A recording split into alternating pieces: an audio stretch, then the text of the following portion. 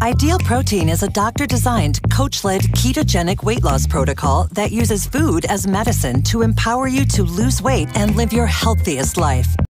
And welcome back to the Livingston Parish News Weekly Show, a podcast brought to you by the Livingston Parish News. My name is McHugh David, publisher and editor of the news, and this is Group Therapy. It's a time when I get to sit down with my fellow editors here at the Livingston Parish News, and we talk about what's going on here in Livingston Parish. That's a lot of Livingston Parish, so let's get to some introductions here. So that those of you who are listening can put a voice to a name. And today we're going to start on the viewer's right. Yeah, this is David Gray, news writer with the Livingston Parish News. Hey, this is Rob DeArmond, sports editor with the Livingston Parish News. And I already introduced myself, so we're going to jump right into it. Today we're going to be talking about quite a few things. We're going to try to keep a quick clip going on. First and foremost, there's actually two big topics, both of which are related to each of you individually. A lot of talk out there about zoning, which we'll talk about with Mr. David Gray. But first, we're going to start with Rob. Softball playoffs are first pitches are out. First, let's talk about the big story out of Live Oak. Just a gutsy, courageous performance by their pitcher in their first round game. And I'm gonna let you talk about why. Yeah, David and I were out Monday. Live Oak won the game. They played Fountain Blue, won 10-0 in their first round game. Really wasn't about the game per se, because Kaylee Chandler, their starting pitcher for that game, lost her mother, Grace, in an auto accident on Saturday morning, and she it was just the fact that she went and stepped in the circle and competed. Because I know easily she probably could have asked for some time off, but we're talking hours after the accident. I asked Coach Prescott, Katie Prescott, about it. I said, what goes through your mind when she comes to you and says, I'm playing, And she's kind of like, I don't know how she's doing it. And that was my first question.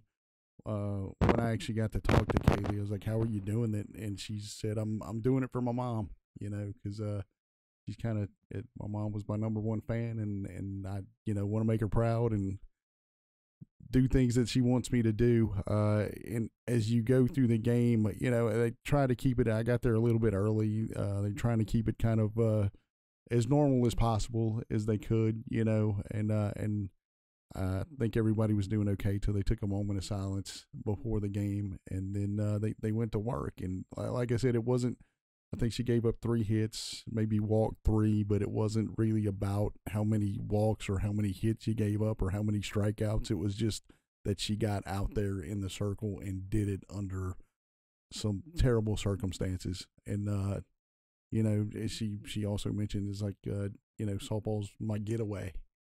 So you go out, and she said that and running, it's just trying to and do things, she just kept focusing on her mom. It's something that she would want me to do. And there were a couple of times, I don't know if you saw, where she would just kind of, I think we talked about it after the game, in between pitches or in between batters, she would turn and face toward the center field fence. And I said, hey, I see you doing it. What is that? And she said, that's just my way of kind of calming myself down. And I'm also looking over there because that's where my mom used to sit, and she said, I could hear her kind of encouraging me, through the whole deal. But just to, you get through the game, and then I think everything kind of hit everybody at the end, because it was really emotional. I'd be lying if we weren't sitting there kind of wiping some tears away, because it was just one of those things that you just, I tell people all that some of the stuff these kids do just amazes me. I've seen a lot of great stuff in doing this for my career, and this is one of those ones that I'm not going to forget, Sure. And of course, Live Oak pulls out the win. Who do they have in round 2? Let's see. They're going Thursday. Airline. No, let me see. I think that's. That's Walker. Yeah, I think that's Walker. Honville, 6 o'clock on Thursday. Is that at home, or they? That will be at home for Live Oak. Okay. So Lady Walker is at Airline this afternoon. Walker is a number 3 seed, but like I told David, it's one of those things where upset happened on their pairing on the bracket, so that's why Walker's on the road here today. Okay, we're going to come back to you for the rest of the softball playoffs, but wanted to kind of cover that story real quick. I just thought not only was it inspirational, just like I said, very gutsy and courageous performance. It's an amazing thing. She was technically perfect in regards to the scoreboard. So No, Yeah. no, she didn't give up a run. I literally, it wasn't the greatest, but I mean, she said she promised her mom a was perfect. shutout. In one of the last conversations they had, she said she promised. She said, "Hey, I'm going to go throw a shutout," and she said her mom said, "All right," And she made good on that promise. And there it is, made good on the promise. So we're going to come back to you. We already discussed Walker is going to be playing Airline today, but we'll come back to you to talk about the rest of the softball playoffs and especially a potential for an intra-parish matchup. As we said, the Devils, they both know, so we'll talk about that in a bit. Jumping over to David, want to start with the Sweetwater Subdivision, which of course highly south of I-12, highly contested. But again, just another one of these subdivisions that it met the ordinance requirements, and the parish council's hands was kind of tied. So we've talked about this a little bit before, but we're going to be getting into zoning. So David, give us a little primer about what's going on with this subdivision. yeah, I know. The end of this story references zoning, so it'll lead right into that. But basically, this was a subdivision on 4-H Club Road, almost 500 lots over 147 acres right off of 4-H Club Road.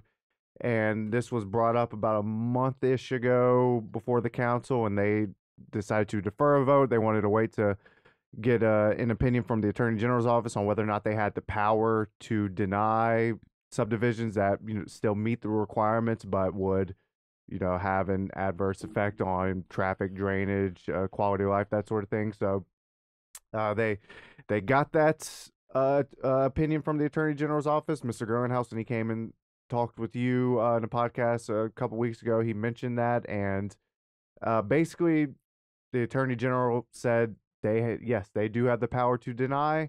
That does not mean that they are not opening themselves up to litigation, and by themselves, not the parish council, the parish councilmen individually would be opening themselves up to litigation. And that was the opinion from the Attorney General. That was the opinion from the parish attorney. Even though there's a couple of councilmen who feel that they have a strong case, citing other ordinances that they say the parish council has the authority to deny if it adversely affects the quality of life and morale of the community, that sort of thing. But most of them felt like their hands were tied, and that's kind of been the message the last month or last couple months, since subdivisions have really become a hot topic, especially since Ascension Parish had their moratorium in. All the focus has kind of been now on Livingston Parish.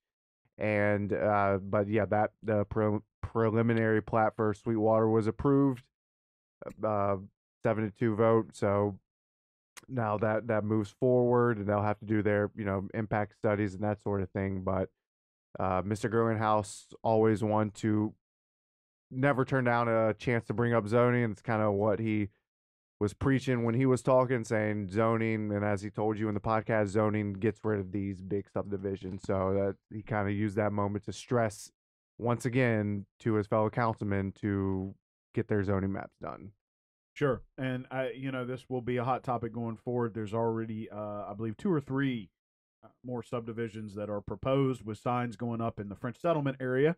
I've seen a lot of posts from residents down there concerned about effects on as you said, traffic, drainage, as well as the school. That's something that came up. French settlements managed to keep themselves in the 2A realm, at the same size pretty much consistently. They won't be with these. Yeah, that will definitely change the face of that school. I would imagine somewhere in the 3 to 4A range, because most of these are anywhere from several hundred lots apiece. So time will tell. What's interesting is I know at last night's ordinance committee meeting, which you watched, there was Gerald McMorris from District 6, which is sort of the south central, not Compton, the south central portion of Livingston Parish. He did bring up the moratorium as a potential for them to try something. Still not sure if that's going to happen or not. I mean, that's basically the word that comes up in every parish council, especially the last half dozen or so that I've covered. That word pops up every time. But I mean, yeah, it's just that's just one of those. I mean, you don't really know if that's going to happen or not. I mean, obviously a lot of people are for it. Even even some of the on the council are for it, but their biggest things, and this was something Jeff Ard was kind of talking about, is they can't just do what they want. They are bound by laws that dictate the flow or the process that these actions are done in, and that's kind of what Jeff Ard was part of the ordinance committee. He was talking about last night in that meeting that they have to follow a certain procedure. Even if they wanted to do a moratorium, there's certain things that standards they have to meet to impose a moratorium. So I mean, it was discussed. We'll see if it comes about, but the big thing was zoning for Mr. Guerrero, and how zoning takes care of a lot of that. Sure. And so they'll be talking about that, I'm sure, going forward. Of course, all of the parish councilmen now have maps as provided by Alvin Fairburn and Associates, and what they're expecting is to kind of do a self-review and then start taking it out to the public. Yeah. That was what Parish Councilman Girlinghouse, who is District 7, which is some of the Walker area, had proposed. He will start having public meetings, and he's hoping that his colleagues will do the same. Yeah. So keep an eye on these spaces, because this will be an ongoing discussion, I'm sure, but it does appear that a lot more members of the community are starting to notice these things.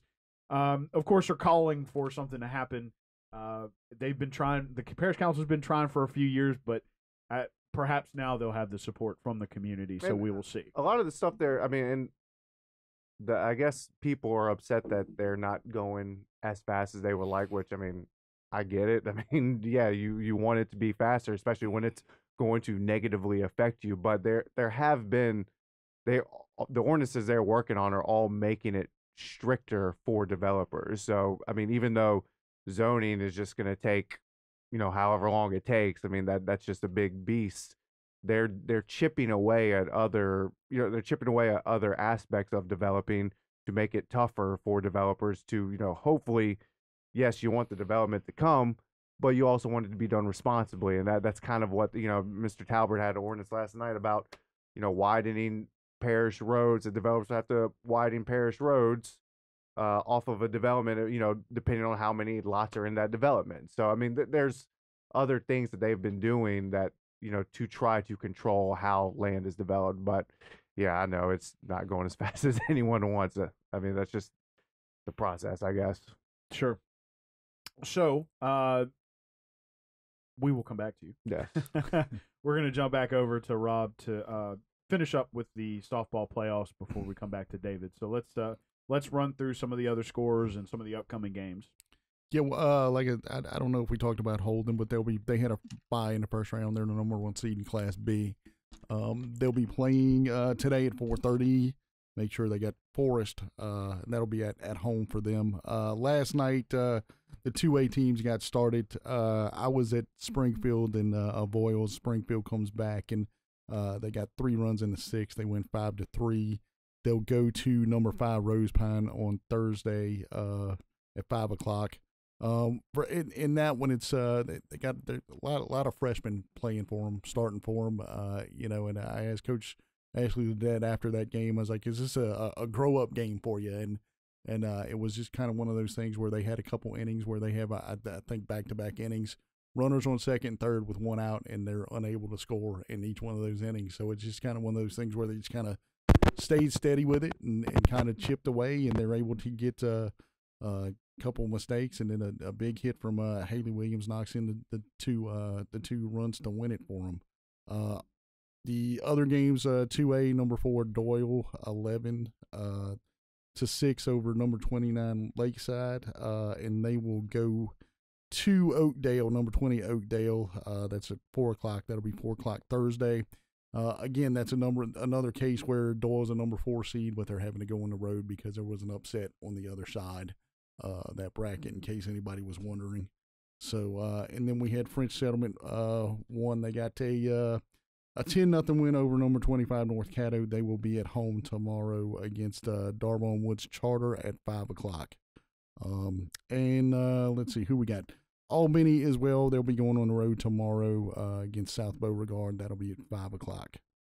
So it's you guys know the way these playoffs work, where we've got pretty much a game every day until the thing gets set. They've got till Saturday to get these games played, and then they'll set up the bracket for the state tournament next week.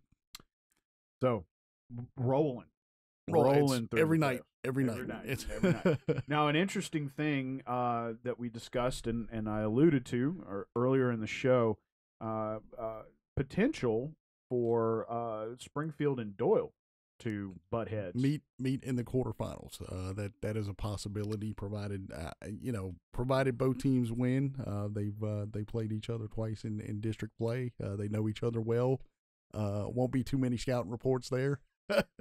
You've got them in place, but from our perspective, like I told the Springfield coaches, from our perspective, that works out great, because that kind of tells me where I need to be whenever they play. That's kind of a no-brainer for us. Sure.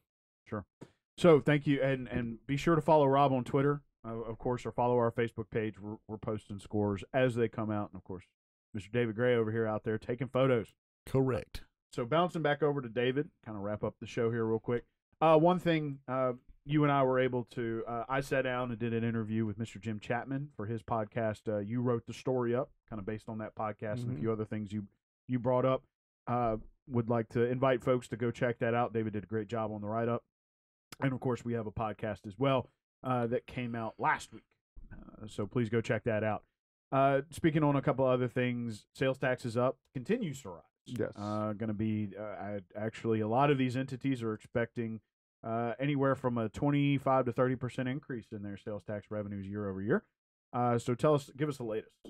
I mean, yeah, like you said, that's pretty much the gist of it. As right now, it's projected if it keeps at this current rate, it would be about 16 million more than the last fiscal year. So I mean, that's all money that goes back into the parish.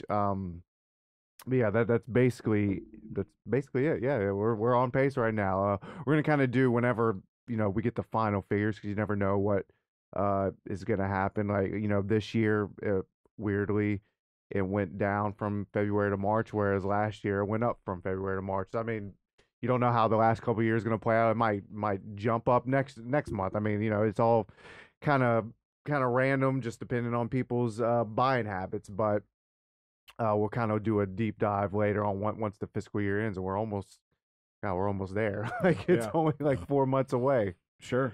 Actually, it's a little closer than that. It's 2.5. Yeah. June 30. Oh yeah. Okay. Yeah. So yeah, there we go. So, yeah, time flies. Yeah, it's already April, yeah, right? Man, jeez. It's crazy. End of April at that. Yeah. Speaking of end of April, we got another election. So there we go. Well, let's talk about that real quick. We got 2 items on the ballot. Both are funding proposals. Yes. One for Fire Protection District 4, and the other for the Albany school area. Give us a brief overview on that. Yeah, early voting is going on right now. Ends this Saturday, April 23rd. You can do that at the Registrar of Voters office in the town of Livingston or at the Denham Springs Walker branch. And one proposal is as a 50-cent sales tax for the Albany school district. That is expected to hopefully bring in about $300,000 a year for the Albany school tax district, which would go to projects in that area. We've talked with Mr. Devin Gregoire before, Dr. Devin Gregoire, excuse me, if he's listening, school board member for Albany. At first, he had wanted to propose a 50-cent sales tax and a millage that would have helped build a new school in Albany, because it's just starting to get very overcrowded, from what he's saying. It's just in need of that sort of big commitment. But unfortunately, the rise in construction costs kind of eliminated that plan. And his area was the area that was hit hardest by Hurricane Ida, so just didn't feel right to do that. But this 50-cent sales tax, even though yes, not as much as that combined with the millage, it will still lead to some pretty significant upgrades, such as let me get this right. It is a new gym, I believe, a new gym, a new track and field, a new middle school gym, excuse me, a new track and field facility for all grade level athletes, and this would be used for schools on the east side of the parish. So I mean, it wouldn't just be Albany, it'd be Springfield and Holden as well, because there's nothing really out there on that side of the parish. They got to go to Walker or Denham, to do their training. So this would be a huge benefit to that side, and it would also expand the cafeteria at the elementary schools because that's just that they're feeding kids. I mean, for like half the day it seems over there from what Dr. Gregoire has told me. So that is one. The other proposal is a 20-year, 15 mil property tax increase for Fire Protection District 4, and this is on top of the 10 mils that the fire district already receives, but that 10 mil was passed in 1975, I believe. 1970, yeah, 75, and has not increased since then. The district has never come back and asked for more funding, but given Livingston Parish, going with the theme of more subdivisions, more people, that has been the case in the area that District 4 covers. They cover about a third of the parish, land-wise and population-wise. So they are, hoping that to get this 15 mil property tax increase approved so that they can hopefully build another station in Satsuma. I know that's kind of the area that they really are looking at. Upgrade equipment, get more firefighters. Right now they have 10 full-time firefighters I believe 15, 15 full-time firefighters. They also have some volunteers, but you got 15 manning a third of what's Livingston Parish square mileage, 756. Yes, 800 square miles. So they're essentially doing 200 square miles at 15 people full time recovering. They simply need more, and this is this is the first time they've come to the taxpayers to ask for more money since 1975. So they're hoping that people will get out there and vote next week. And yeah, like I said, the election is April 30th. So no parish wide ballot, but a couple pretty significant issues that they're hoping people whatever way you're feeling, at least get out there and vote. Let them know how you're feeling. So sure.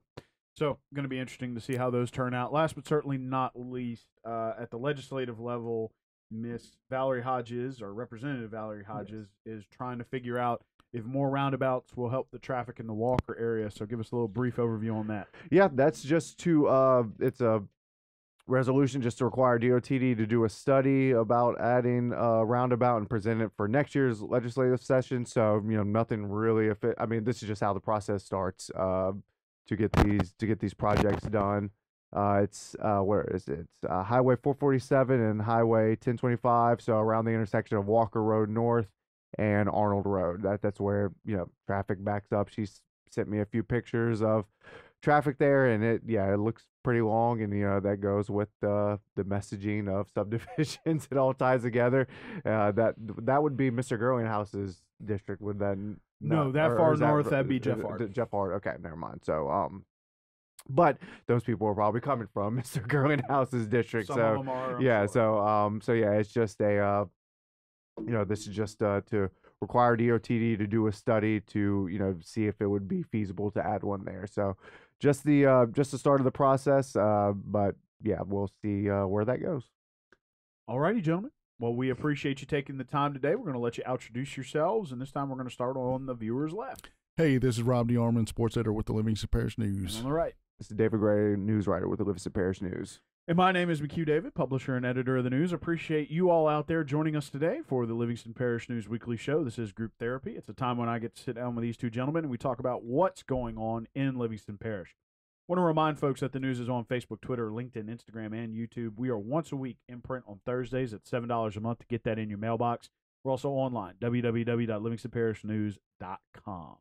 We do hope you have a great day, and we will see you next time.